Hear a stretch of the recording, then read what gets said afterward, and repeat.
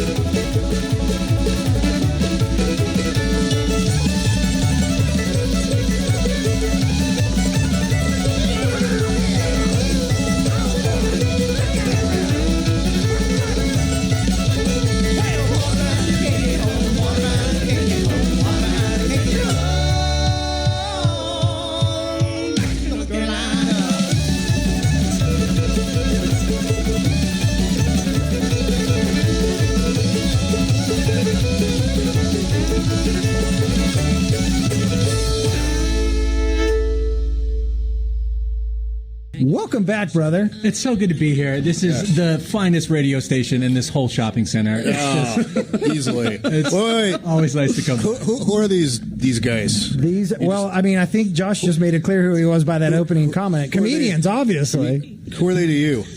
We got two funny men in the building tonight, folks. Yeah. Josh is a well-known comedian in Greater Carborough, Chapel Hill, as is Greg. But we'll get into their illustrious careers. He's in Lesser Carborough. I mean, I'm definitely, I think, the number one like folky guitar-based comedian in Southern Orange County that also hosts an open mic on Tuesday nights. I feel like you're top five, guitar, though, just to compete. Let's learn a little bit about Greg Kyle. I'm from Atlanta originally. And what got you here? Comedy? No, actually, a master's degree, but I stayed for the comedy. From UNC? Yeah. Heard of it, Deej? Yeah, been Decent there. school. I also moved here to go to grad school at Carolina, and I stayed for less tangible reasons, more of laziness and softball. Softball, yes. I mean, that's kind of where I'm at. I say that. Hey, speaking of softball, have we had a show since I had my horrific softball injury? I think we should update. Do we need to touch base on that? Yeah, and these guys are probably interested. Okay, This is sort of breaking news in Carborough. It is. All right. First, Deej, are you okay? I'm like 85% the man I used to be. Physically, You and look then like there's the 100%. mental. So it's like 20% of the average person. Yeah. So all right. So May 2nd. So I usually play third base. Deej, I just told people this is breaking news, and you started with May 2nd. Yeah, that was like a quarter ago. No, Jesus, that's like a whole fiscal quarter. Yeah, that was last fiscal year. Man. Yeah, we're Those Q1, books have been closed for a couple of weeks. Those books have been closed. Sorry, this injury is so Q4. It is pretty 2000 and late. Yeah. All right. So a third base, and then we're just getting our asses whooped. It's like 20-4, and I'm like, I don't play outfield very often. I think I'll go play left field. Like, why the heck not? So I go out there, and there's 2 outs, and somebody hits a fly ball to me, and I'm like, I got it. And I'm just standing there, and it's coming right to me, and then out of nowhere, a certain teammate who will remain nameless plowed into me and just jerked my shoulder socket out of its alignment, and I had to go to the ER and get my shoulder popped back in, and it was dislocated. Holy shit! And tore some muscles and ligaments and stuff. So I'm in PT, and I have decent range, but I can't move it back past that. That sounds terrible, dude. Yeah, it sucks. Yeah. Did your injury inspire your team to come back from that 16-run deficit? No, it did not. It got worse and worse and worse. It got worse. Yeah. Unfortunately, rec softball, the older you get, it's less like the movies and more like real life. They called the Widowmaker. Yeah, more like trainwreck softball. Did you cry? No, I don't. I can't remember the last time I cried. I don't really cry. Oh, my gosh. I cried when I had to put my dog down. I definitely cried that day. That's it. Yeah, that's it. That was an awesome dog. DJ's dog, we had on the show a couple times. I'm so glad that when you said it was an awesome that finished with dog and not day. Yeah. Because it sounded like you were reveling in his pain. Yeah. Man, I remember crying, because I lost my beloved dog, and just all these weird muscles in my face I didn't know existed. I was like tear ducts. I don't know, man. The cry muscles, yeah. Yeah. It's strange.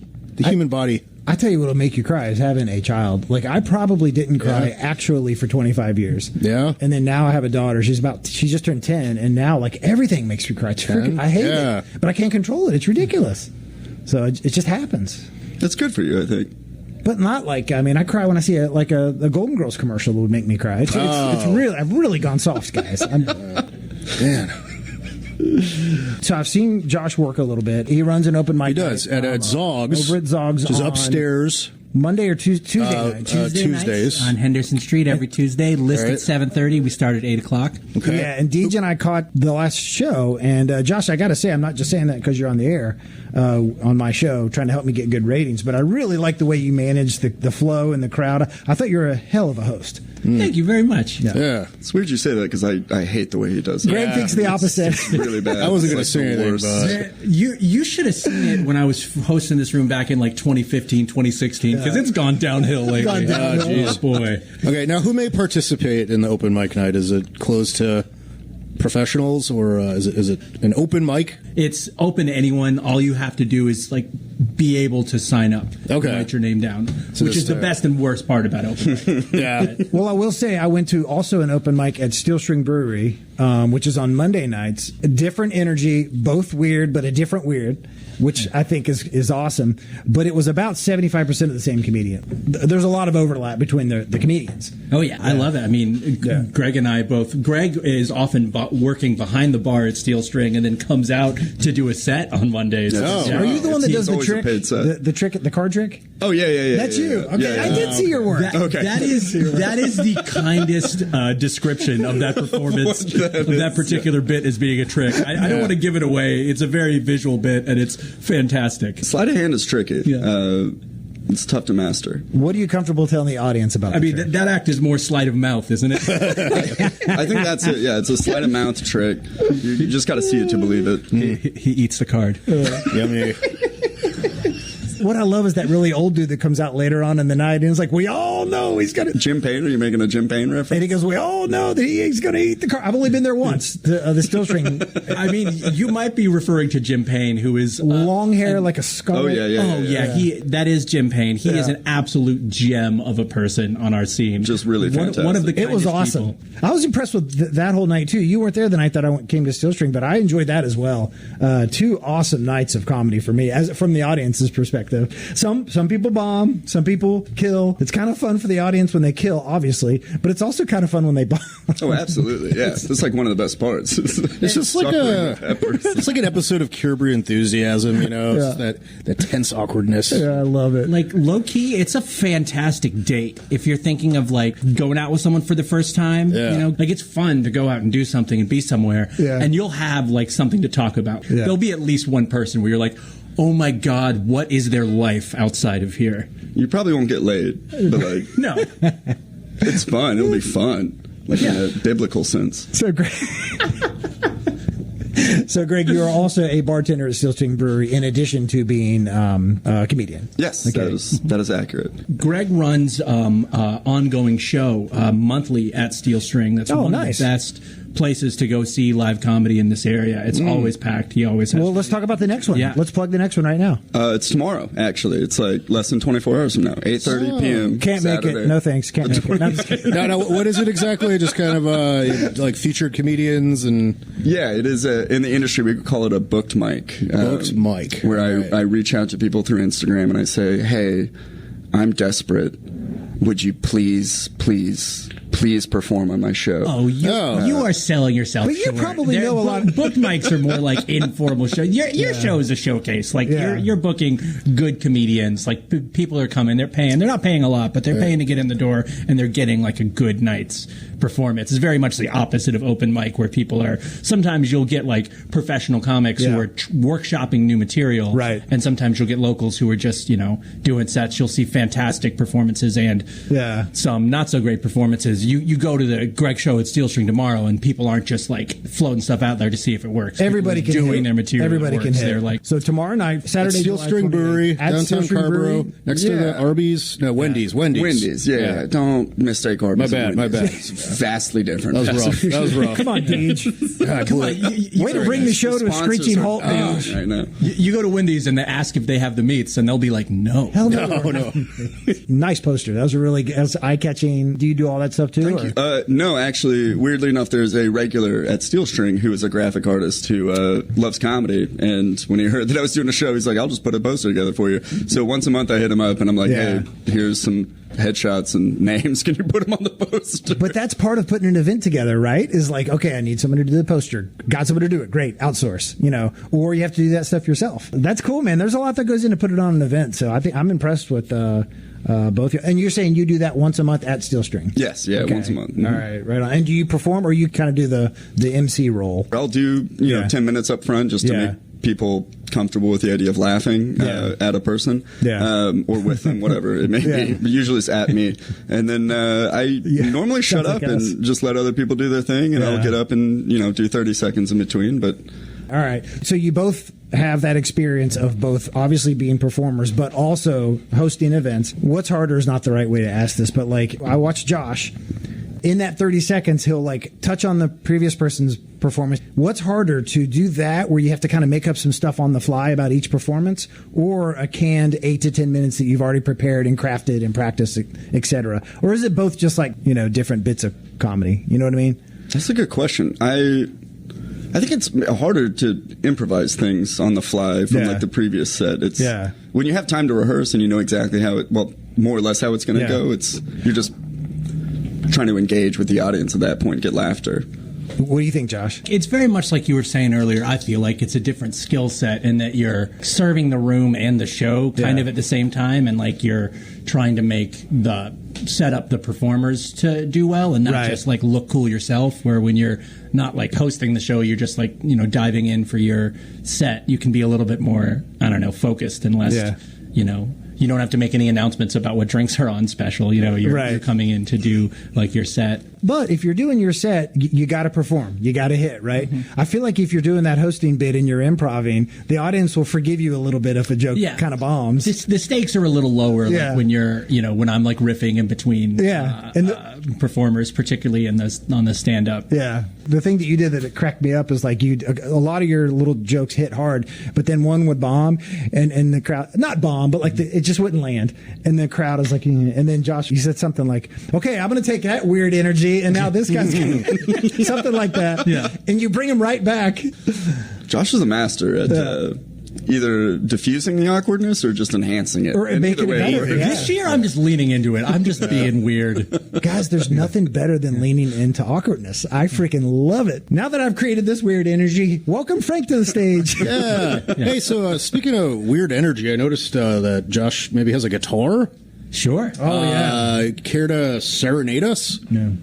Sure. Do you... and he played last time, but Deej, did he not come in with an electric last time? That was an acoustic. And we describe for the audience what you're seeing right now. I believe it was a different acoustic than this one, though. I think it may have been this one, but had fewer stickers. Had stickers. It's like it started doing hard drugs and got a bunch of tattoos. Yeah, been there.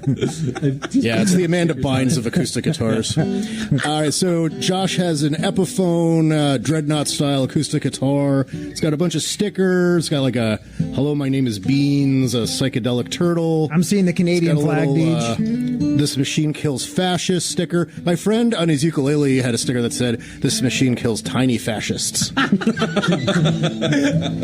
Oh, I love that world where like the ukuleles are just sent to sing anti-fascist lullabies to the children. This kills baby fascists. Bring it on, Josh. You mentioned the sticker I have on my guitar that's just because it's fun. It says, "Hello, my name is Beans." It's just baked beans. Right. It doesn't say the word beans. It's like a picture of beans. It's an image of baked beans, which, like, I don't know. I feel like some philosophers have thought, like, life is really just a series of pictures of beans. Mm-hmm. Aren't we all just overgrown beans, if you think about it? Yeah. We're all... I mean, I think Bob Dylan once saying that life is but a series of beans, which leads into what, like, I didn't use a guitar at all in my stand-up act for the first year of doing stand-up. I was in Asheville because I was worried of what the other comedians would think of me, which is like... Worrying about what open mic stand-up comedians think of you is like... That's pretty bad. Ooh. Rough. It's like asking a dumpster, like, do I look good? Like, but what, though, that you're hiding behind a prop or something? Yeah. Yeah. I have a joke in my act right now that I'm talking about how I've gotten more people have been upset with me for being a guitar comedian than for being Jewish. And how I've gotten people turned around on guitar comics, but not on Jews. It's a real hatred. That's a great idea. It's not our time. Because they do. Like, a line I'll say, like, you walk into a comedy club, like, regular comics hate guitar comics because they can't do... Right. Yeah. You're just showing off. Yeah. Yeah. It just brings you that right wasn't back. even that good. That was like maybe 40%. And Still hated it. at the open... I still hate it. Yeah, but like, you walk into a comedy club... It was jaunty. But Greg, did you hate it 60% more or less, or just the same amount of hate? Because you said it was 40%. It did feel like less hate than normal, but still a strong sense of it. How much of your act is just busted on Josh, like on stage? Oh, like the first 2.5 minutes of a 5-minute set is me just telling Josh that I hate him. Man, you think being a guitar comedian's lonely? Try being a bass comedian. But you can get kind of funky with that. That's, Oh my God! I used to do a joke about you guys might recognize me. I play bass in your dad's band, playing gigs at Chili's. That kind of stepdad bass player vibe. Is what I give off. Yeah. But like for a long time, I was like, I feel like guitar comics look lame to people because they don't like parodies. Because so many people do lame parodies, and Weird Al is so great at parodies. Right. Like the Weird Al, it's like, you know, people do the LeBron MJ debate, but like for people doing parodies, it's like if LeBron or Kobe or Kareem or Shaq just didn't exist. It's like just Weird Al. He's the best. Right. He's like the Tony Hawk of his domain. I can't name another skateboarder like Tony Hawk. Exactly. Weird Al loves this comparison between him and Tony Hawk. Oh, we actually had Weird Al booked for tonight, but we bumped him for you two. So. Oh my God! Thank you. Yeah, you're welcome. He was pissed. He threw his accordion at you. He's angry. I'm leaning into parodies now. Jam one out if you want. But what I'm doing is, like, I'm not doing straight ahead parodies.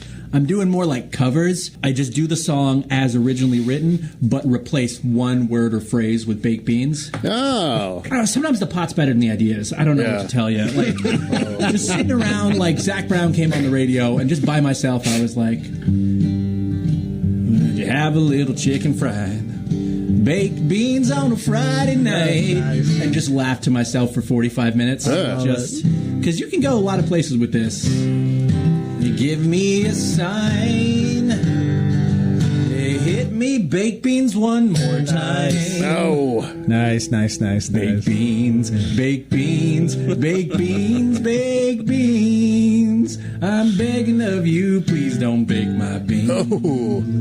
He talks about you in his sleep. Ain't nothing I can do to keep that golden retriever from trying to steal your recipe for sweet baked beans. Oh my gosh! Shout out to Bushes. I thought of one just we were hanging out at Seal String before this, and I thought of one in the bar, and I wrote it down on my notepad. The White Stripes was playing in the bar. Like, Let's hear it.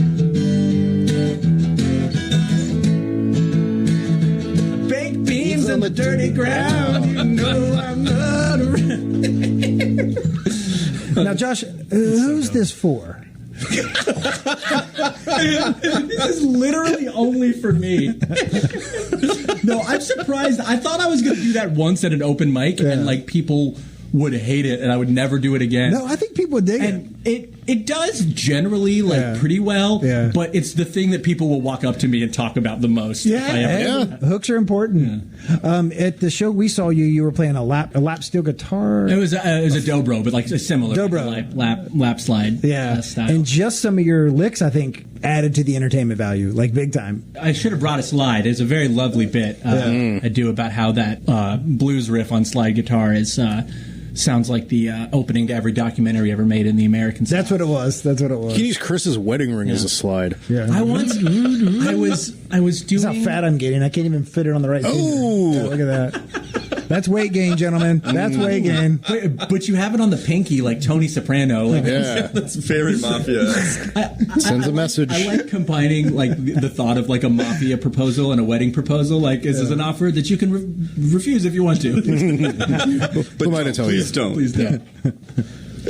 Greg, what did you get your master's, you said? Yeah, master's. In what? Global studies. And so, if you weren't a comedian and bartender at Steel String, what would you be doing?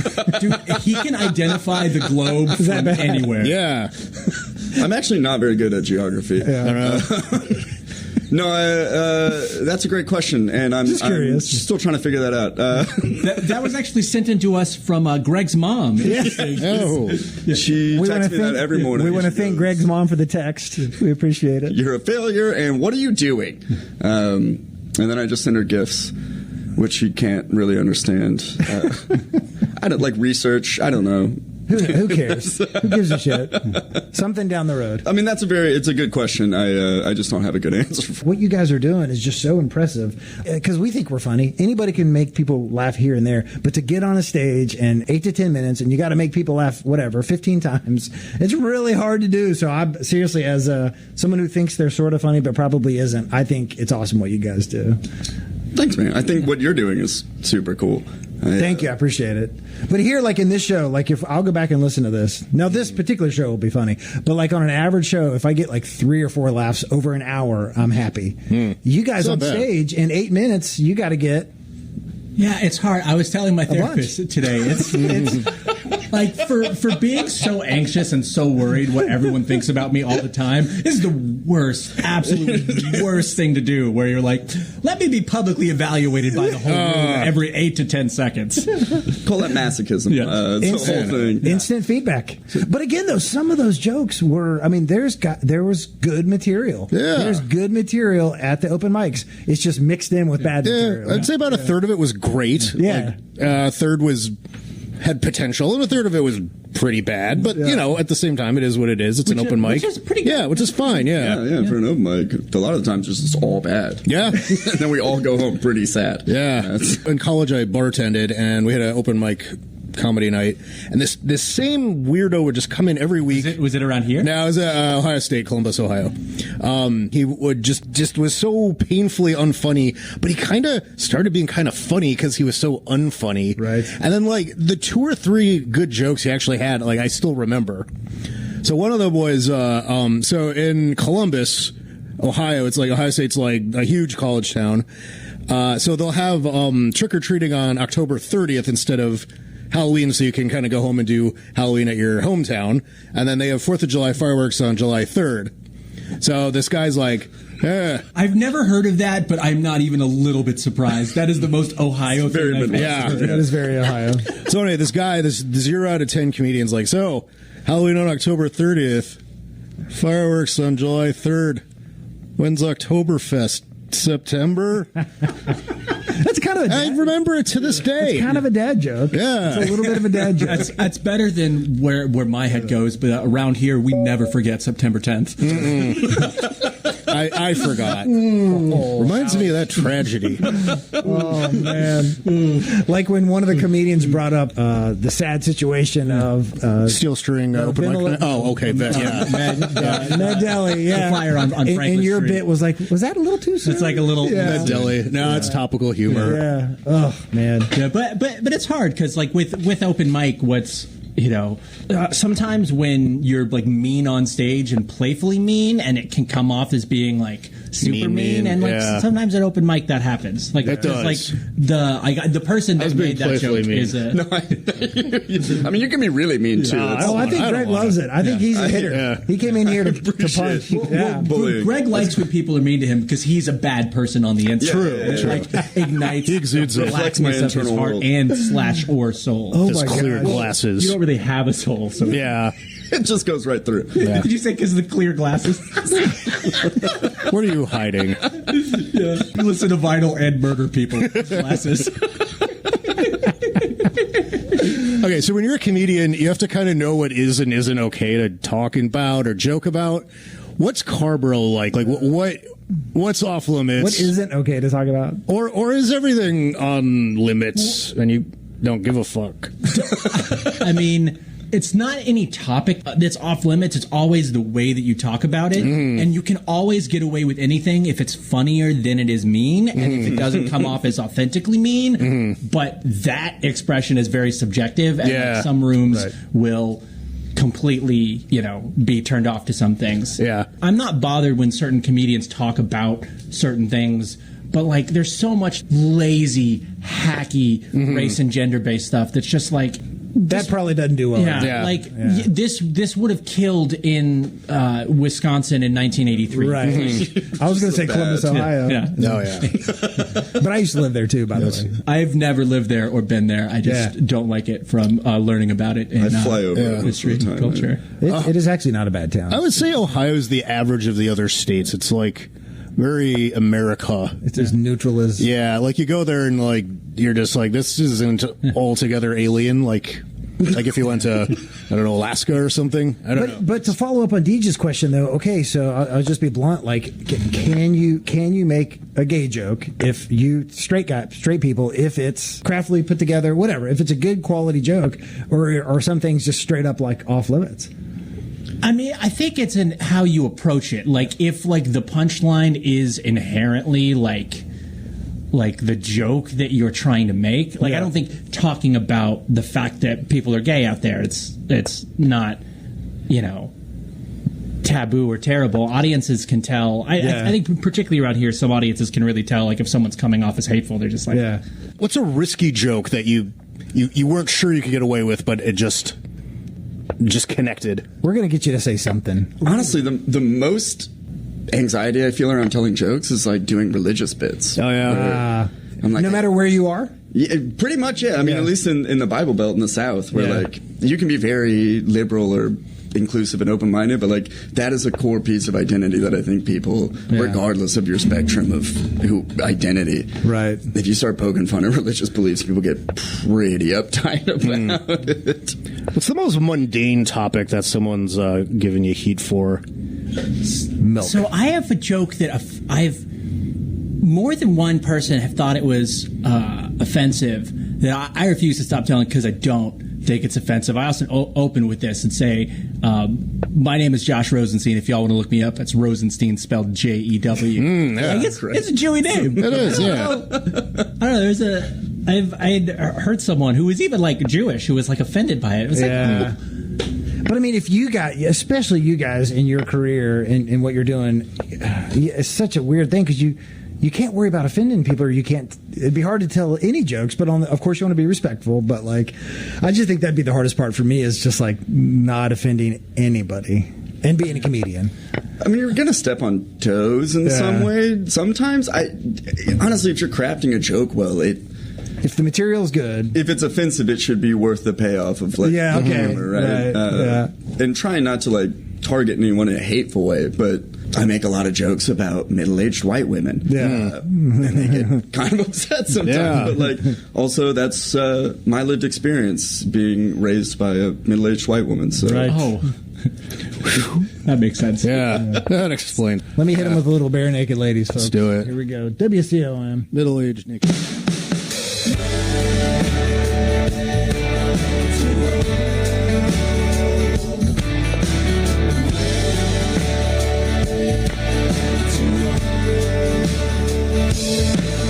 From your gilded glass house, you're hurling rocks. You want to see me shaved, displayed in stocks. What you fail to see is you don't scare me a bit.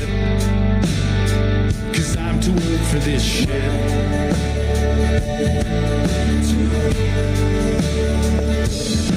It's just a little white lie from a little white guy, and it never really made much sense.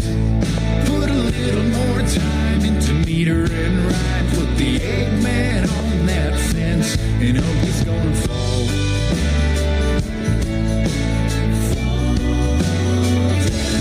Humpty's gonna fall.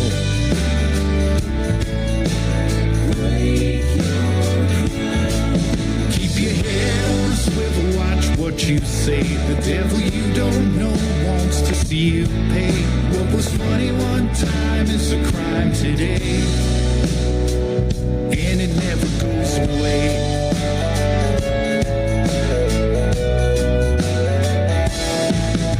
This life can be really weird for me, for my children and my wife. Sticks and stones used to break my bones, but now words can end my life, 'cause everything's a bomb.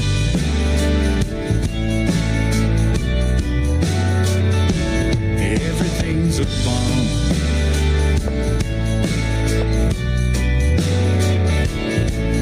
There's no end in sight as we fight for right till we fill up all the jails. When you're swinging your hammer, slinging your grammar, everybody looks like nails. The hammer's gonna fall.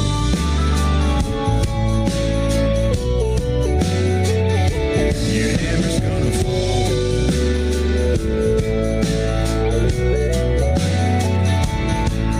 From your gilded glass house, you're hurling rocks. You wanna see me shamed, displayed in stocks. What you fail to see is you don't scare me a bit, 'cause I'm too old for this shit.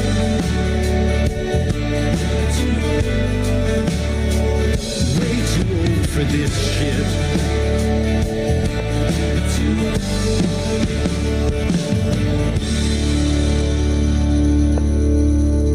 It's like Domino's phone from 1988. Greg is not impressed, folks, with the equipment here at WCOM. It's old school. But are we going to get nice stuff when we move? I don't know. Speaking of moving, we have some exciting events coming up. Plugging it. Speaking about our good friends down at Steel String Brewery, so we're doing the third annual WCOM Classic. It's a disc golf tournament, and this year we're having it at Pluck Farm. Hell yeah. I've been working with Eric Knight Yeah. and Emmy. Amy's a wonderful manager. And they've both been helping us out. We had the first two at Anderson Park Disc Golf Course, but I've had this idea for a while that we should have it at WCOM. Yeah. My blood pressure just spiked. Yeah. Anyway, let me get through my plug here. Hold on. Hang on one second, caller. The Disc Golf Classic is the first Saturday in September at Pluck Farm at Steel String Brewery. Okay. So thank you to, you didn't do anything. What time? What time did you show up? 10 o'clock in the morning. There's a singles division. There's a team division. WCOMFM.org/classic. Okay. Or go to steelstringbrewery.com. All right. Now, is it free or are we paying people to participate? No, so it's a fundraiser for they the have to pay. station. Okay. We need money, Deej. All right. So it's $20 per entry. Okay. Tons of cool prizes and etc. And we'll get to that plug later because we have somebody on the phone. Caller, who do we got? WCOM. What ho, Christopher. Long-time listener, first-time caller, Tucklebucket. Wow. What's up, good day to Tuckles? you, my friend. Good day. Tucklebucket, it's good. What ho. Yes, good to hear from you. The Royal Deej. Yeah. I wish you good tidings, my friend. Yes, thank you. How fare you? Tucklebucket, you were on the air with Josh Rosenstein and Greg Kyle, two local comedians. My God, Greg Kyle. It was only this Monday I heard him say that joke got what it deserved. My God, I remember it as if it was just Monday. Wow. Is this my dad? We don't know. This dude just calls in every once in a while. Yeah, it's Tucklebucket. It's just Tucklebucket. He tells us his name. What's up, T-Beezy? And I must say, Josh Rosenstein has impressed me with his ability to improvise comedy over the same damn chord changes time and time. Yeah, I tell you what, I'm beating the hell out of them 4 chords. I gotta say, Josh was prepared to get slammed by Greg and Deej and me. He probably wasn't prepared to get slammed by Tucklebucket. No. No one is prepared to get slammed by Tucklebucket. No. So When you're in the roast bucket, it gets hot. Tucklebucket, so you've seen both of these gentlemen perform, is that correct? Oh, on many an occasion. But, Tucklebucket moves in the shadows. I was going to say, I move in stealth. I didn't think you were allowed out at night. That's why I'm curious. Oh, he's only allowed out at night. only- He's got to stay in his coffin during the day or it'll turn into glass. I've recently returned from an assignment. From an asylum? I am. I think that the fuck children is today happening? call it Thailand, but Yeah. I still refer to it as ancient Siam, where I was most welcome to visit the boudoir of a wonderful. How do we say? We don't say mama son. This is another term. Nevertheless, Oh, gosh. it was in that boudoir I learned some delicate secrets that I am most obliged to impart to you tonight. Divulge. Is this the time and place? I guess. Proceed cautiously, Tucklebucket. Out with it. I thought boudoir sequence was a segment we were doing at the end of the show, but Yeah. It's for the NC-17 crowd. Hold on, Tucklebucket. Let me get my hand over the dump button. Okay, please, go right ahead. hey, Never mind. I'll save it for another Oh, day. Tuckles. We've heard him. We've heard Tuckles. Yeah, we don't want to. Tuckles. Listen, we appreciate when you call in. Well, here. are you familiar with the Singapore sling? I don't. No. I'm afraid to ask. Singapore sling is a wonderful cocktail, but it has its origins in a certain act, a bit of an acrobatic. Never mind. Oh my God. I wish to instead turn the discussion to your esteemed guest. I am quite impressed at their ability to continue to put out new material time and time again. I wish to hear a bit from each of them about how they manage to serve the creative muse in this way. Greg is really good at generating new material because he never worries about whether or not it's good. He just likes to get it out there. Volume. He's a volume dealer. Yeah, Quantity. a volume shooter. No filter whatsoever. It all goes on stage. That's one way of approaching it. It's made it this far. Yeah. Josh. Thank you for elaborating, Mr. Kyle. Yeah, really. Very eloquent. We can't. He won't stop talking on stage, but in here, I don't Greg, know. shut up. We cannot get him to stop at the open mic, but here he's suddenly quite subconscious. I wrote a bit last night around 3 a.m. and then I woke up and I sent it to my brother and then he said, you know that's a Family Guy sketch, right? Oh, no. What was it? Oh, shit. I'll do my impression of a bird who's a recovering drug addict. Man, I really need these puffs. Just give me some of these puffs. Just any of these. I'm pretty cuckoo for them. Which, in itself, it's weak, and it's also stolen. So on both counts, not great material. Rough go. Listen, it might not be original, but at least it's weak. Wow. I have a bird-based thing I've been working on. It's an impression of a pigeon. Well,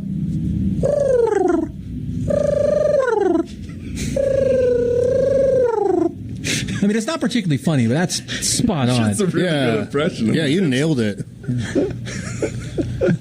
Tuckles, have you been working on any? Are we done? You asked for some material. We did not say it'd be good, but Yeah. Yeah. Very well. Very well, then. I didn't offer to do anything worthwhile either. So I good suppose point. We're even. Tucklebucket's coming other in than hot. teasing us with your boudoir secrets. Yeah. Oh, my friend, it requires a certain amount of opium to reveal these secrets. And the humidity must be quite right. Well, although North Carolina is quite like Siam in the summer, I must admit. Nevertheless, you shall not taste these libidinous treasures. You've seen both of these gentlemen work, so it sounds like you've been to Steel String Brewery and Zog's. Are either of those more your flavor, Tucklebucket? Oh, Chris, let's not talk about flavors. My flavor is a bit like durian. Are you familiar with the Filipino treat of durian? No, go on. I'm sorry. Is everyone all right? Not really. Okay. Well, I think you, like durian, are not allowed in several hotel chains in Southeast Asia. Is that right? That may be true, my Hebraic friend. That may be very true. We don't know it. Tucklebucket. I'm always nervous when you call, but it usually does pretty well. I've written most of this down to use on stage. I will share with you, as this show is a hot spot of local activity, I will say that both of the open mics, both at Steel String and at Dogs, are well worth attending. You can see a beautiful tapestry of humanity perform at each, and you can see a range of self-confidence being destroyed slowly, one performance at a time, across both venues. And you can drink your fill, and you can come out as shit-faced as you wish to be. It's a wonderful evening here in Carrboro and Chapel Hill. What a nice compliment. Can we cut that and use it as a promo? That was for absolutely sure. Brilliant. I want that on my headstone. How nice is that, guys? That That's a testament to our two guests tonight that even Tucklebucket thinks their work is good. But that is a very beautiful yes, articulation of what open mic is. Yeah. And their willingness to take risks. Yeah. That is what it's about. I think it's all about, genuine. I want you to know I'm going to have to look at every single person that walks into this bar now wondering if it's you. Friend, you will never know, but I will always know. But here, I hope so. I will never sleep again. I know he makes me very nervous too. But Tucklebucket, you've called into my show many times, enough in fact to earn yourself a mug. You get a coffee mug after your 5th performance, so you're 40% of the way there, my friend. You've been to both of these open mics. You will have to find me first. You're sitting here cracking up 4 dudes here that love comedy. Why don't you do an open mic night, Tucklebucket? Reveal yourself. Come on. Tucklebucket can never reveal himself. Don't you understand? My I have been in the audience. shadows below these many decades. I have worked for administrations and governments and royalty. My value is in my anonymity, my friend. Now, Tuckles, You'll never know the true Tucklebucket. could we sweeten the pot if the prize for best open micer were boudoir photography? Well,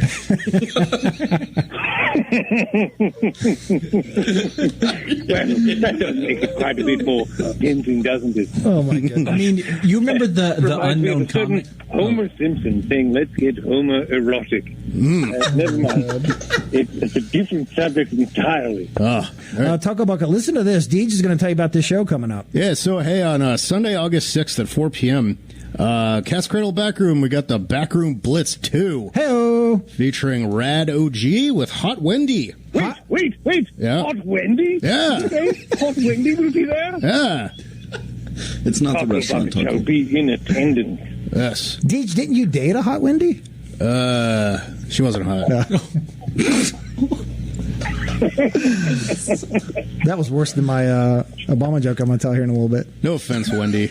Okay, so it's an event to raise funds for WCOM. $7 should justify a donation, folks. Did your chandelier fall? Never mind. No. All right, so WCOMFM.org if you want to check out that event. $7. Come on, folks. Cat's Cradle Back Room. Tucklebucket, it's always a very strange pleasure to hear your voice. Any other thoughts on your mind before we let you go? Believe it or not, guys, we're almost out of time. I simply tip my hat to Messrs. Kyle and Rosenstein. I admire the work you gentlemen do. I admire the creative flame burning, the green fuse that burns, as Dylan Thomas puts I'm going to journal about I this. admire it both in you. I see it, and please know. We thank you. You make us nervous. Josh, Greg, any more words for Tucklebucket before we let him go? Are you MF Doom? I'm just wondering. No, I'm afraid I'm not. I know not what you're speaking He's of. It sounds like some online video game handle or such. I do not play the awning the line games. I am a man of letters, mostly, and of espionage and secrecy as well. All right. But I'm not a man of online personages. Oh my gosh! All right, Tucklebucket. Like I said, a very strange pleasure when you call, folks. Anything else for Tucklebucket before we let him go? Hey, let's go out sometime. Have a glass of blood. That'd be right up his alley. Yeah. Right with you, my brother. All right. Tucklebucket, we thank you. Back to your coffin. Good night. And also with you. Anything you guys want to plug before we GTFO?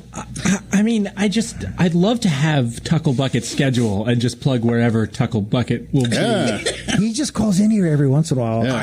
I kind of want to quit my job and just Follow Tucklebucket. Yeah. So curious. Like a now. deadhead for Tucklebucket. A tuckhead. This is going to just bounce around my head for years. a buckethead. If you Yeah. will. He just calls. We had the principal of our school on one time, and he called for that. And he knows everything about everything. He knows everything, and he always makes it seem like he's close by because he's like, "Oh yeah, I was just at," and it'll be a concert Yeah. like across the street. But that voice, I could hear him read a phone book. Yeah. It's really like David Attenborough-esque. A lot of people can make their buddies laugh at a bar or whatever, hanging around. It's much harder to go up and do 6, 7, 8, 9 minutes of comedy. Is it annoying if someone listens to your set, like a fan, an audience member, and then afterward comes up to you and like makes a suggestion for a better punchline or a joke or something like that? Would that annoy you, or do you appreciate the fact that they're actually listening? I get immediately annoyed because I'm like, I guess I'm not as funny as I thought I was. But then I'm like grateful because I'm going to steal it. That's what I'm saying. Like if a fellow comedian gives you a punchline just to help you, hey, try this, you know. But what if it's just like some annoying ass audience member, or are you like kind of cool about it? It super depends on how attractive they are. What doesn't? Josh gives me recommendations all the time, and then I write them down and I throw them in the trash. and then wipe your butt with the paper. Insert directly into toilet. There is nothing like hearing when you give another comedian a tag and then you're on a show with them later and you hear them use it and it crushes and you're like, I should have. Yeah. sorry, it's an audio medium. I'm closing my eyes and crossing my arms over my chest and slowly nodding. Yeah, in smug satisfaction. Confidently nodding. smug satisfaction. That's exactly right. Oh my gosh. Well, guys, awesome having you on. Josh, do you want to play anything else? Is that Want to play us out? or can you just not get Tucklebucket out of your head? Is that what's going on right now? I mean, both. What would it take to get? So I work for a company, Lost in Hammock. We make the world's greatest camping hammock, Deej. What would it take to get one of my stickers on your guitar? Is that a possibility? How fast do you move? Approximately one hammock. No, one. Go for two. One gentle compliment. All right. Josh is going to play us out. Pick a little bit while we do it. Greg Kyle, first you. Any last words, man? If you're looking for something to do tomorrow night, come out to the show. It'll be a great time. 8:30 p.m. Steel String Brewery. It definitely will be Downtown awesome. Carborough. Yeah, downtown Carborough. Yeah. Next to the Wendy's. Yes, Yeah. Wendy's. Yes. You can't miss it. No. Greg, really glad you came in, man. Thanks a lot. Thanks for having me. Appreciate It's it. been a great time. The great DJ Simons, folks. Yeah. Don't Everyone's dislocate your favorite man shoulder. in radio. Don't dislocate your shoulder. Do not dislocate your shoulder. Don't play outfield. Deej wearing Stay in the dirt. bright blue Golden Girls t-shirt Yep, today, folks. Stay golden. Thank you, Deej. And then Josh, why don't you just take us out, man? Like to dinner? I'm going to say a quick. I like creating weird energy, like sometimes happens with you. So I'm going to say, rest in peace to Sinead O'Connor. Yeah, R.I.P. And the aliens, the non-human biologics. So I'm going to play a Sinead O'Connor song after. We'll go out on that after Josh Rosenstein. WCOM. For some reason, you're listening to the Chris or Jenny Show. Thank you, folks. And now, Josh, please.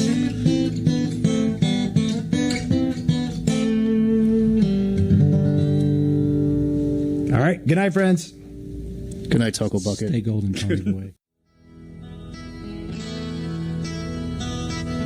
Do you remember that sunny day? Somewhere in London, in the middle of nowhere. Didn't have nothing to do that day. Didn't want to do nothing anyway.